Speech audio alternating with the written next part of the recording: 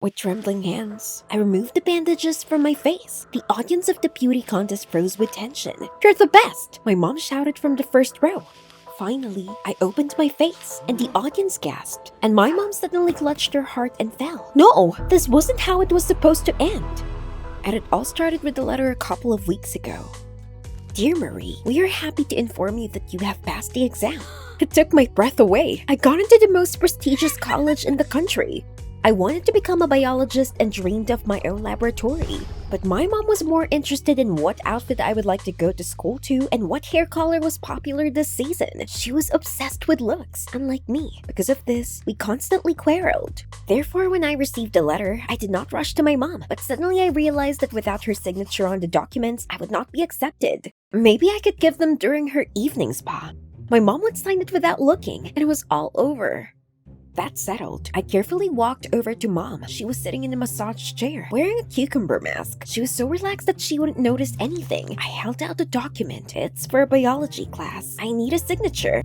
My palms were sweating with excitement, but I held on. Mom said she would sign it, but first, a surprise. A surprise? I tensed. I didn't usually like Mom's gifts. "You're going to a beauty contest," she happily reported. Was this a joke? I had more important things to do. And then Mom took the cucumbers from her eyes and began to carefully read the documents. Oh no! Mom was silent, and my heart was pounding. The minutes dragged on forever, and suddenly she smiled. What? Was she not angry? My mom calmly said that I could go to college, but with a condition. I had to win the beauty contest. What? Scientists don't walk the runway in bikinis. I ran to my room, slamming the door behind me. I couldn't sleep all night. My mom in her youth constantly participated in contests, but she did not manage to get the first place. Then she was pregnant with me, and the jury considered her overweight.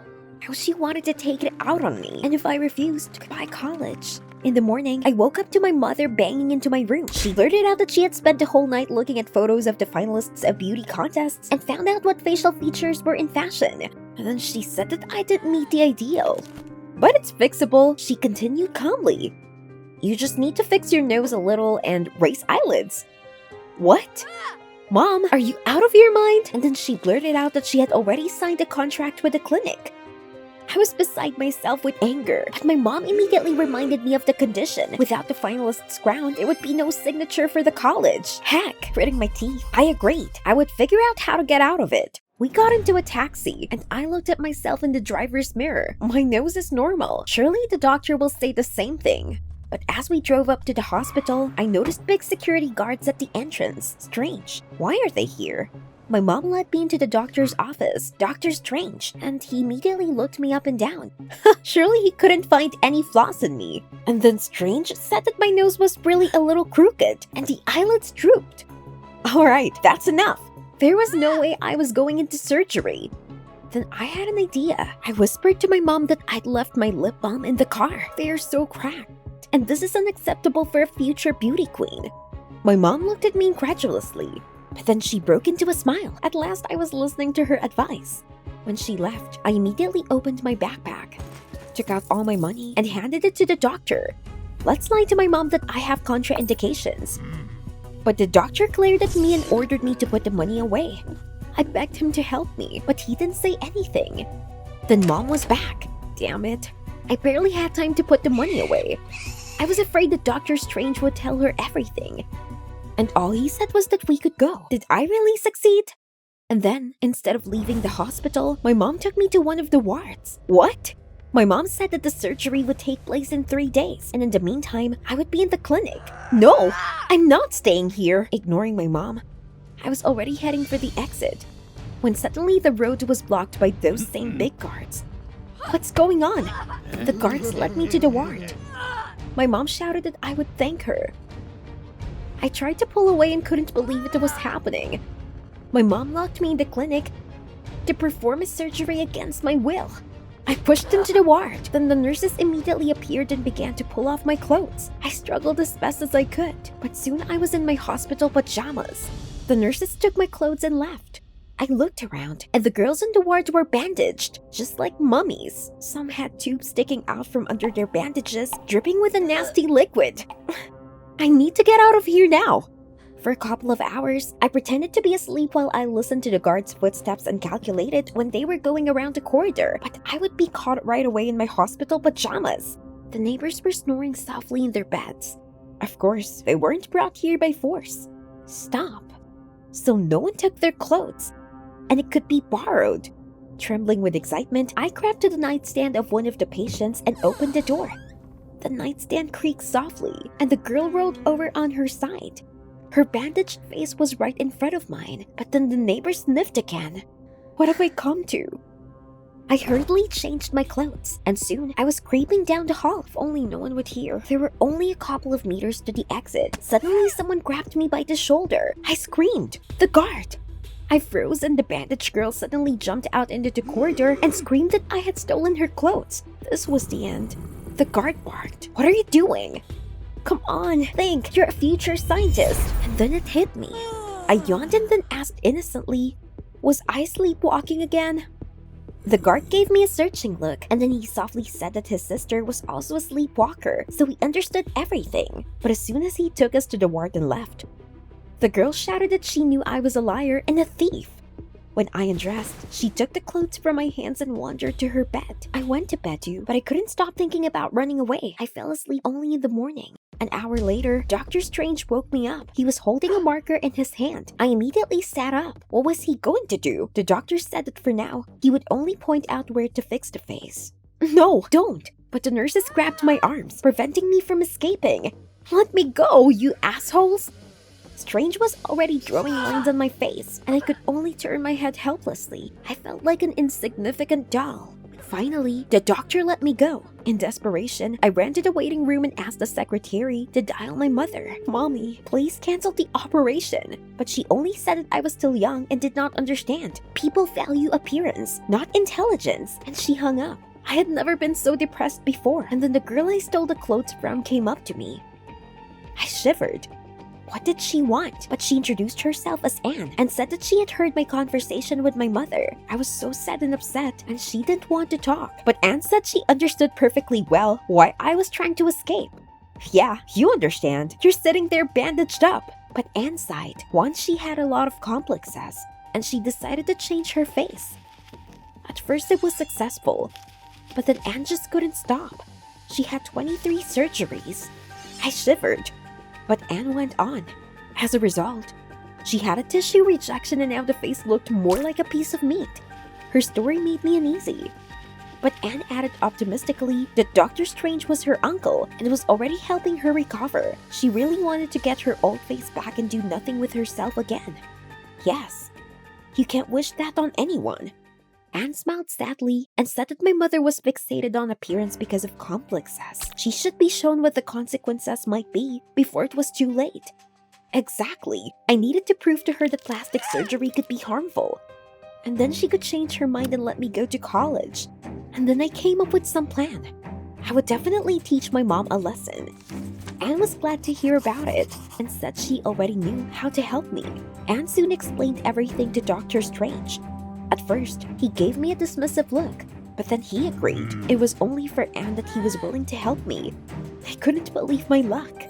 We prepared for a long time and the time flew by quickly. I went to the contest with my face completely bandaged. As soon as my mother saw me, she immediately wanted to look at my perfect face. But I mysteriously replied that it was not yet time. I will show myself to everyone only at the contest. And so, trembling with excitement, I went on stage and began to untie my face. After a couple of seconds, the audience gasped. I had no nose, no cheeks, no mouth. Instead of a face, a flat piece of meat. There was silence, and then I heard a scream. My mom clutched at her heart and fell. At first I thought it was a faint. She'll know how to send me to surgery. But a minute passed, and she didn't get up. Someone in the audience was leaning over to her. No pause. I heard soon after. Immediately, my vision went dark. Mom! After a couple of minutes, an ambulance arrived, and my mom was taken to the intensive care unit. Oh my god, what have I done? I listened to the beeping of the equipment in my mom's ward and was so restless. All my life I thought I was better than my mom because I was interested in science, not nail files. But it turned out that I wasn't any smarter because I hadn't even thought about her feelings.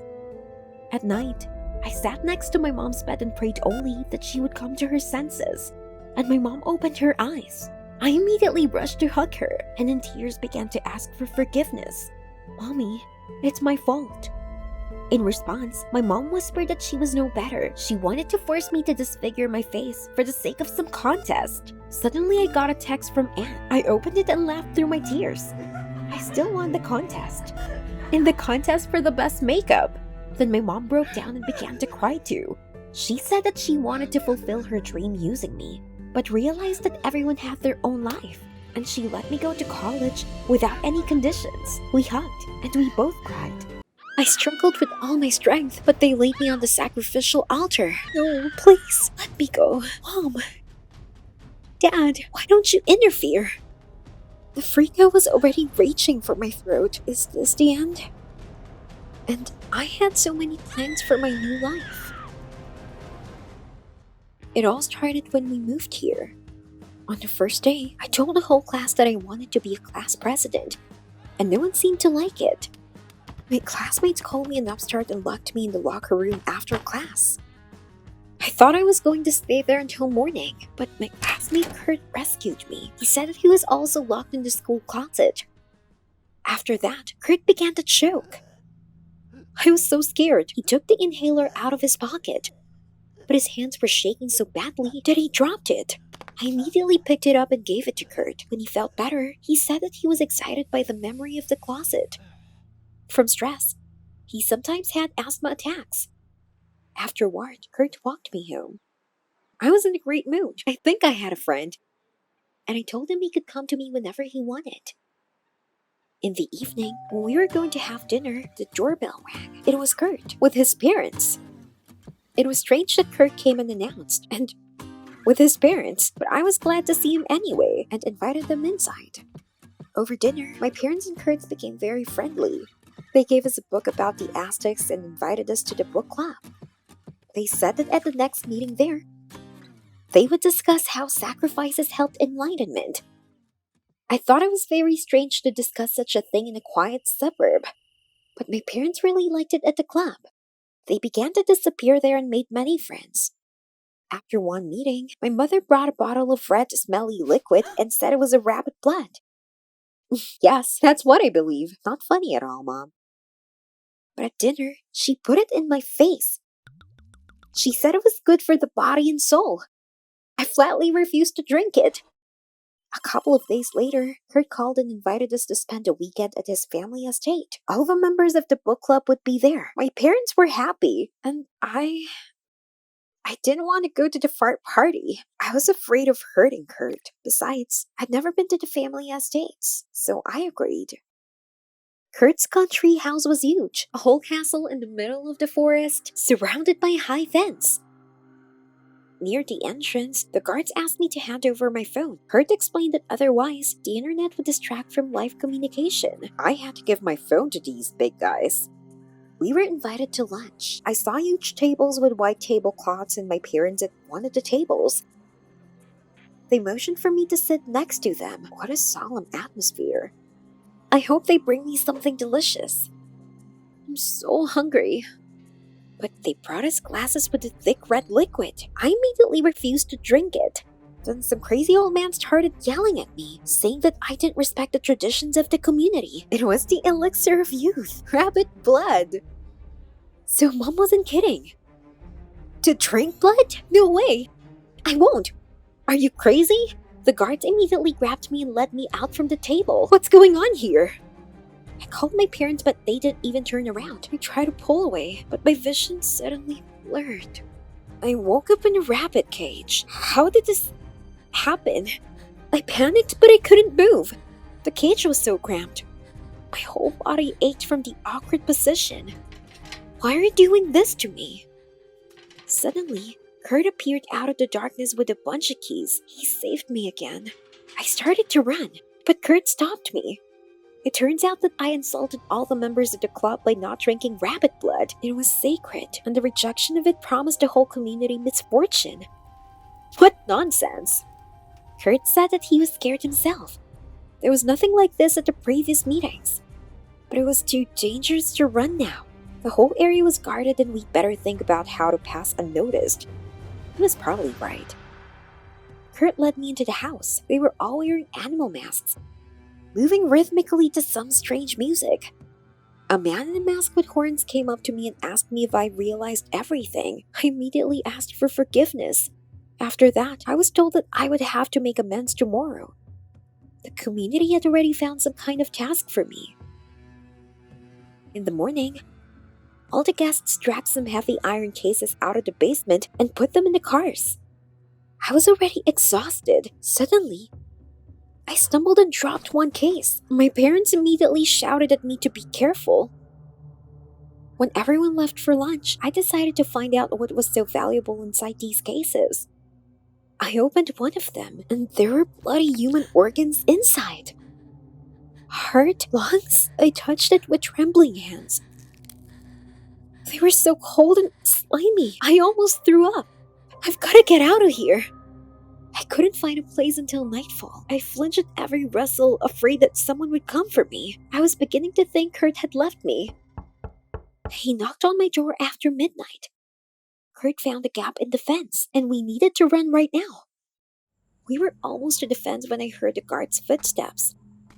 They were getting closer. Damn it. We hid behind the rose bushes. The thorns bit painfully into my arms. I couldn't help but cry out. The guard immediately pointed his flashlight at us. This was the end. Then Kurt picked up a rock from the ground and threw it in the direction of the road. The guard turned around and headed there. And we ran as fast as we could. When the estate was already far away, we decided to take a break. I had no strength left and it was terribly hot. We sat down on a fallen tree and Kurt took off his hoodie. His inhaler fell out of his pocket. I picked it up and was about to put it back when I saw the phone light up in his pocket. Kurt, where is it from? Kurt, are you with them? I jumped up and backed away. And Kurt gave me a nasty smile. I was paralyzed with fear. I ran with the last of my strength, and everything went dark. I woke up on Kurt's shoulder. He was dragging me deeper into the woods. My hands were bound by his hoodie. Let me go! I tried to pull away, but he only got angry. He said that I was honored to be chosen, that my kidneys and heart would serve the stronger and more worthy. Then I remembered the organs in the cases. I started kicking and screaming for him to let me go, but it was no use. He wasn't listening to me. Just then, Kurt carried me out into a large clearing. In the middle was a huge bonfire, next to which was an altar. It was surrounded by people in white robes, the same guests I'd seen at dinner. As soon as they noticed Kurt, they bowed oddly in front of us. For a moment, it was very quiet. Even rabbits in the huge cases did not make a sound. 2 guards grabbed me and dragged me to the altar. No, please, don't. Out of the corner of my eye, I noticed my parents among the cultists. Mom, Dad, why don't you do anything? But they didn't even look in my direction. Their eyes were fixed on Kurt, who was following me regally. I was forced down on the altar, and the rope was tightly tied around my arms. I was shouting for them to let me go. But then Kurt came up to me and the cultists started shouting his name. No, Kurt! Don't you dare touch me! His face was covered in sweat, and his hands were reaching for my throat, second by second, getting closer and closer. When suddenly, he coughed and began to choke. This was my chance. I struggled to free my hand. Isn't that what you're looking for? I was clutching the inhaler Kurt had dropped on the way. Let me go and you'll get it back. Kurt was frantically gasping for air. He just toppled over from suffocation. In the end, he turned pale and grabbed a huge cage to keep from falling. With his last breath, he nodded so that they released me. After the guards took the ropes off me, I threw the inhaler with all my might somewhere in the darkness of the night. Holding his throat, Kurt followed, disappearing into the trees. And then the cultists began to surround me. Their eyes glittered from under their hoods. I couldn't find a single drop of humanity in them. Cultists were coming from all sides. It felt like they were going to tear me apart with their hands. I was trapped. Their hands were almost touching me. But when they came close, then they suddenly dropped to their knees. My father said that I had taken power from the last priest, and from that day on, they would worship me. The cultists fell silent at my feet, waiting for the order. What a turn! I turned to where Kurt was crawling in the dark. What a pathetic rabbit. Grab him, I ordered. That day, as usual, I was sitting in my room trying to record this stupid video. What am I supposed to do? He'll kill me if I don't record everything in time. The first thought that occurred to me was to close the door. I managed to do it right in front of his nose, but he was banging on it so hard that I thought that the door was going to fly off its hinges. I think he's gone. I'm so scared. But a minute later, he began to break into the room with an axe. No, don't!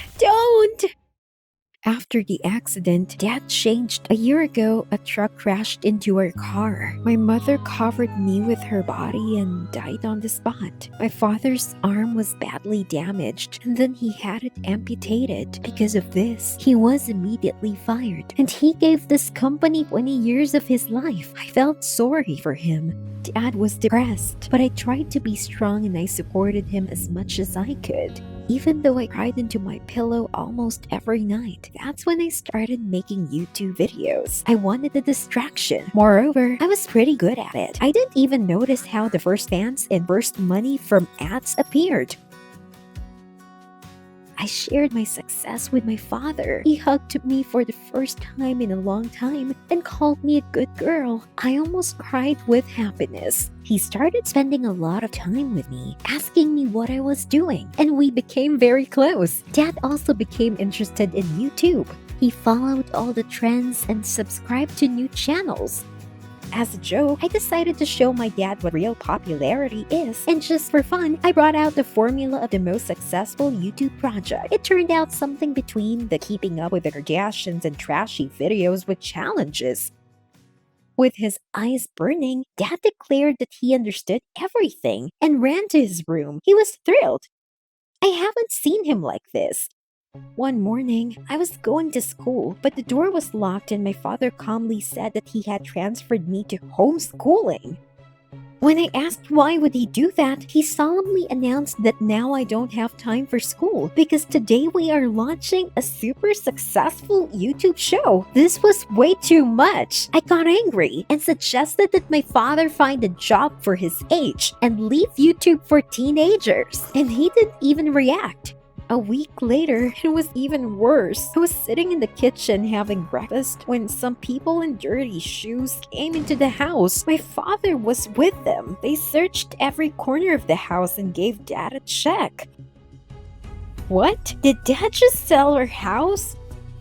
And there's more. I got a text message saying that all the money was withdrawn from my bank card, but I earned them on YouTube myself. That was too much. I wanted to find out what was going on, but my father just confronted me with the fact that we were moving. Gosh! For the sake of the show, my father went all in, spending all the money to rent this luxury estate, as he called it. Although it was actually just a wreck. When we went inside, I could barely hold back my tears. Yeah, once this huge house was inhabited by rich people, but now it barely stood together. Of all the rooms it had, only mine, where the shooting of the so-called show was supposed to take place, was renovated. After a week in this terrible house, I decided to talk to my subscribers live for the first time. I did have time to answer a couple of questions when I heard my dad coming to me. My father was acting weird. He said everything was almost ready and our life would change soon. It looked pretty scary.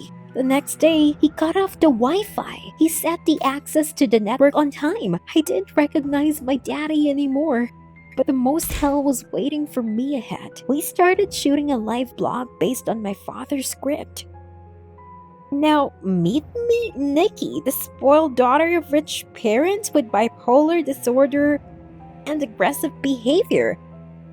My father wrote out every word and movement and made sure I followed the script. He made me do crazy things like jumping in an ice bath, shave my eyebrows, eat worms, and I couldn't even object. He immediately went mad.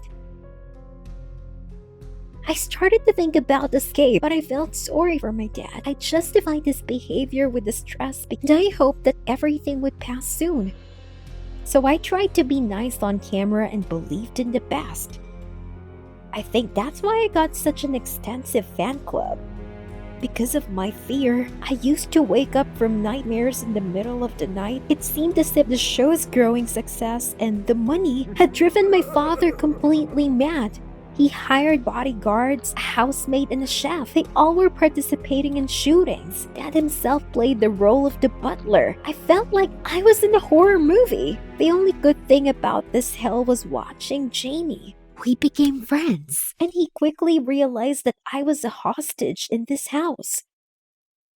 One day, Jamie and I decided to bake cakes, and he immediately took out a pack of almond flour. No, no, no! I have a terrible allergy to almonds.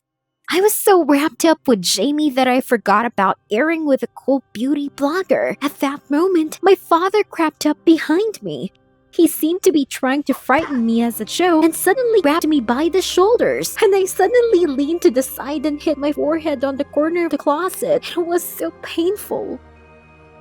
My father started yelling. There was a red mark on the forehead from the blow left, which by the evening will become a bruise, and everything should be perfect. I trudged off to cover marks. The earring was tense, my head ached from the blow, and I was trying to fit the image of a problem-rich woman. Kat asked me to wash off my makeup. I resisted for a long time. My father waved his hands in the background, making it clear that I would never wash it off, but I had to comply. Kat pretended not to notice the bruise. She was joking and reading random comments. And one of them was, "Did someone beat you up?" I jumped on the spot.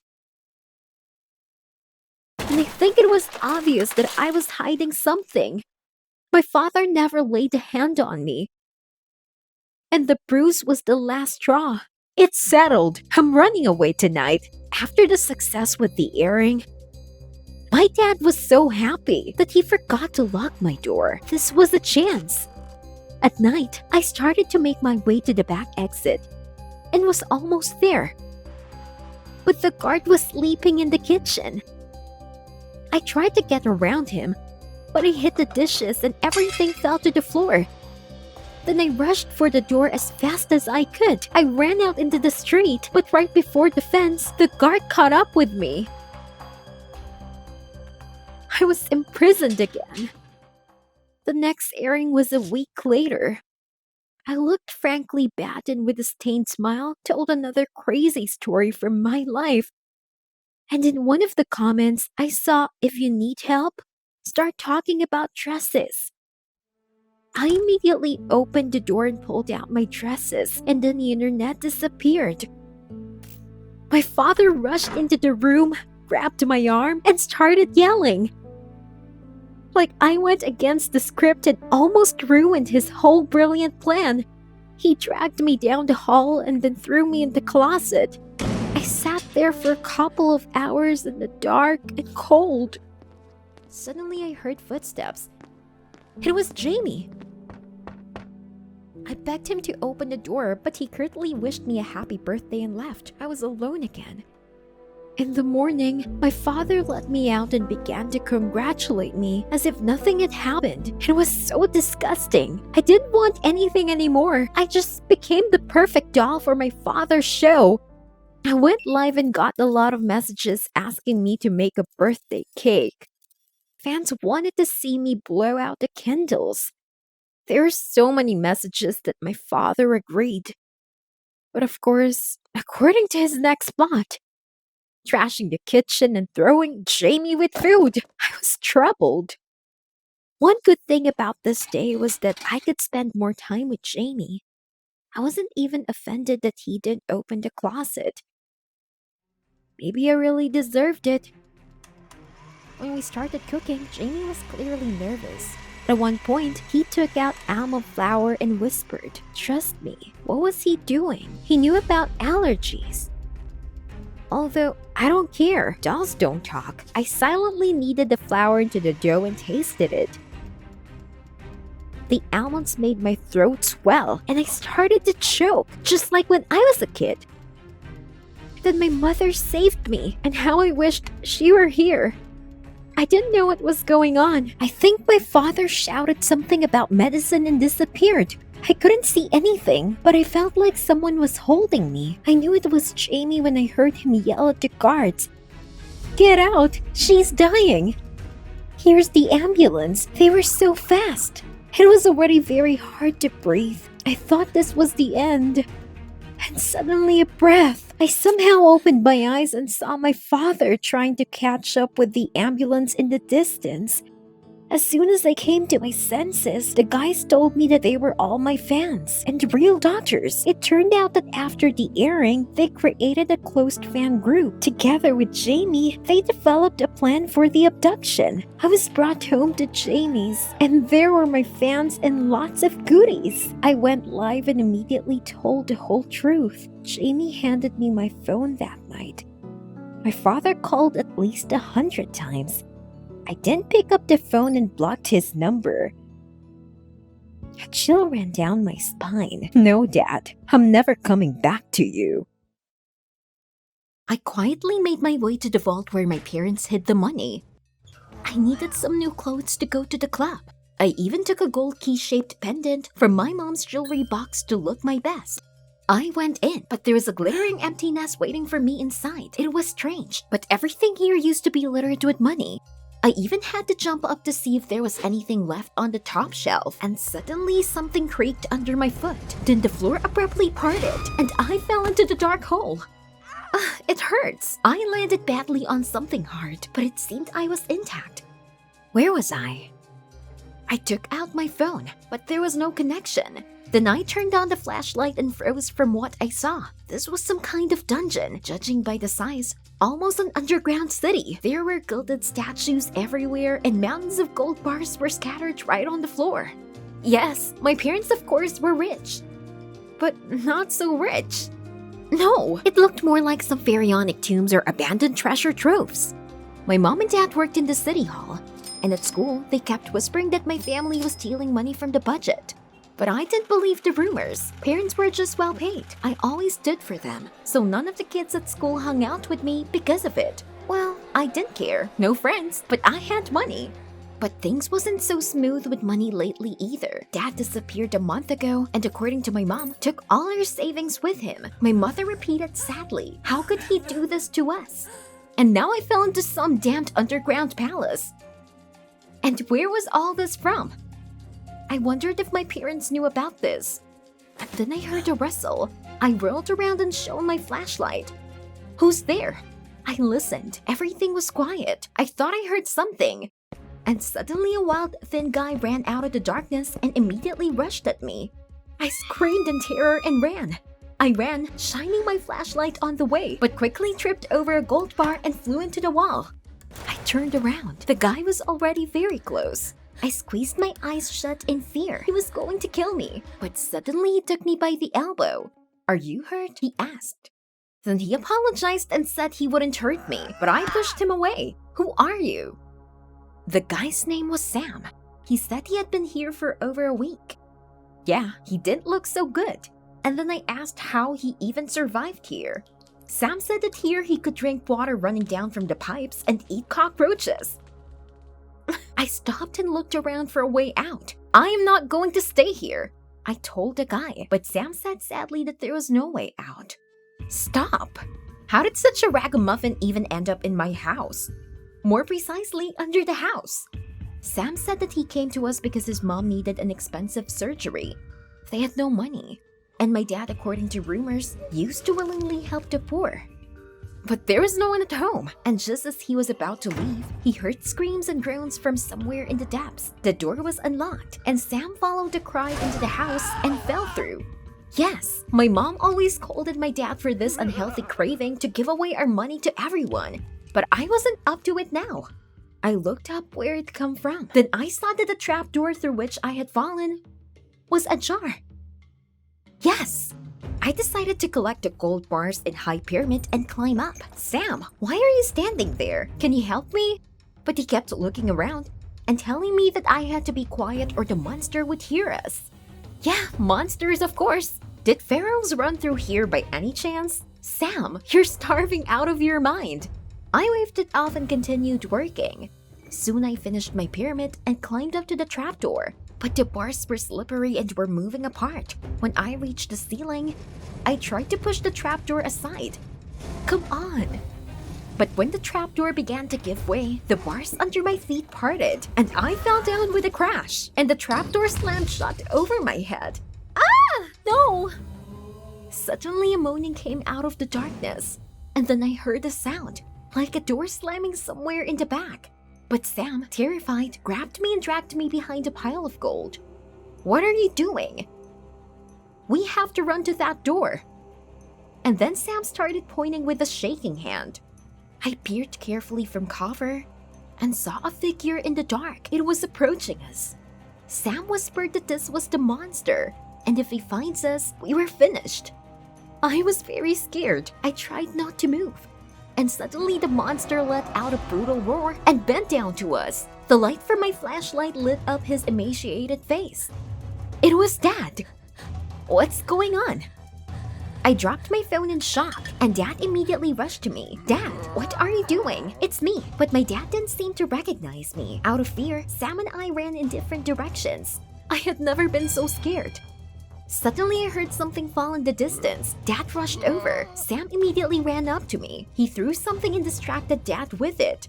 I quickly led him to the room where Dad had come out. Come on, Sam. There's a place to hide.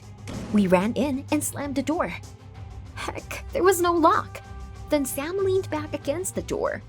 My legs were still shaking, and I couldn't believe that my dad had left my mom and me and stayed here, surrounded by all this gold. But why? I looked around. The small room was filled with construction junk, and then I saw a strip of light under one of the cabinets. Hey Sam, what's this? The cabinet was very heavy, and I only moved it halfway. But it was enough to see the tunnel, at the end of which there was a light. This is the way out, Sam, I whispered with hope. Sam came over to me, but then the door burst open and Dad came rushing in. His face was horribly contorted with anger. Oh no. There was no time to think, and I struggled inside. Sam followed. Faster! Dad almost grabbed Sam's leg, but Sam managed to dodge. I crawled forward, tears rolling down my face.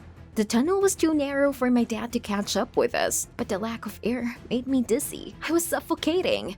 Gradually, the tunnel became wider and it became easier to breathe. There was a grate at the end, and there was a lock on it. Really, it was all for nothing. I was in despair. Freedom was so close.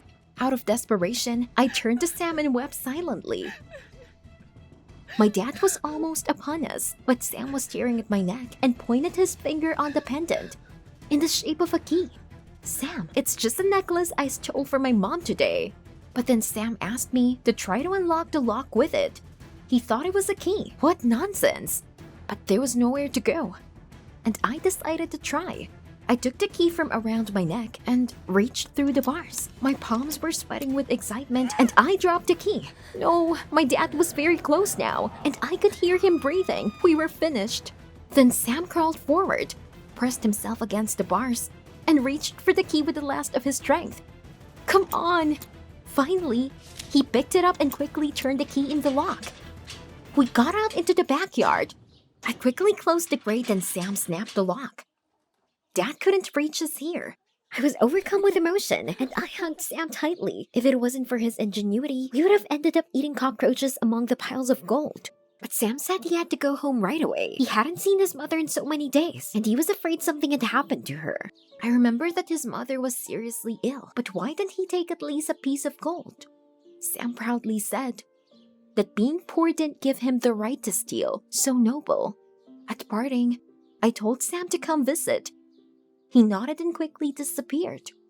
I was so ashamed. For the sake of some party, I wanted to steal from my own parents, and I found my dad. I needed to tell my mom about this as soon as possible.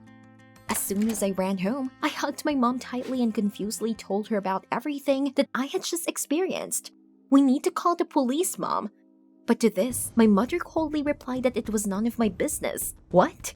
Then my mom grabbed me roughly by the arm.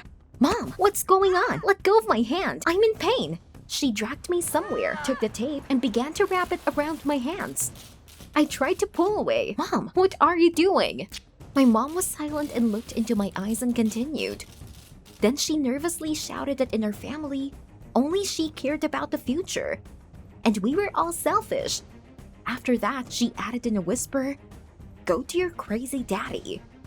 And just as she opened the trapdoor, someone jumped on her from behind it. It was Sam. She fell down, and Sam helped me free myself.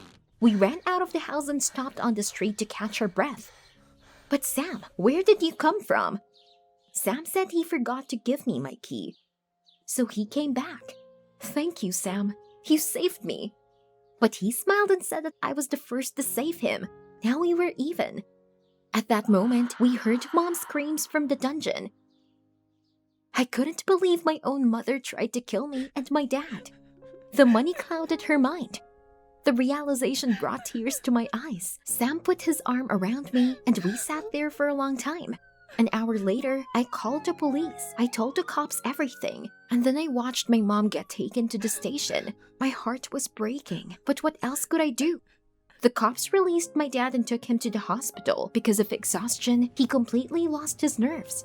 But soon he recovered and returned home. I was so happy. But my mom was less lucky. She was diagnosed with psychosis and sent for long-term treatment, after which a prison sentence was waiting for her. When my dad recovered, he said that my mother had been stealing money from the budget for many years. This money had ruined her so much that she seemed to have gone mad and even started building an underground city under our house. My dad wanted her to return all the money, but my mom was against it. We turned the gold over to the police, but some of it was saved for Sam's mom. Sam was so happy. A few days later, my dad and I were cleaning up our dungeon when my dad called me and showed bars stuck in the wall. It was strange that we didn't notice them earlier. We looked at each other and suddenly, Dad suggested building a free underground entertainment center for children. There's so much space here. I was so excited. Cool idea, Dad. Since then, I've learned that money isn't the most important thing, and they also need to be shared with those who really need money. Now every day, happy children come to our house. And I finally have a real friend, Sam. And I know for a fact that money can't buy that kind of friendship. Did you like the video? Subscribe and like it. Support the channel. Thank you.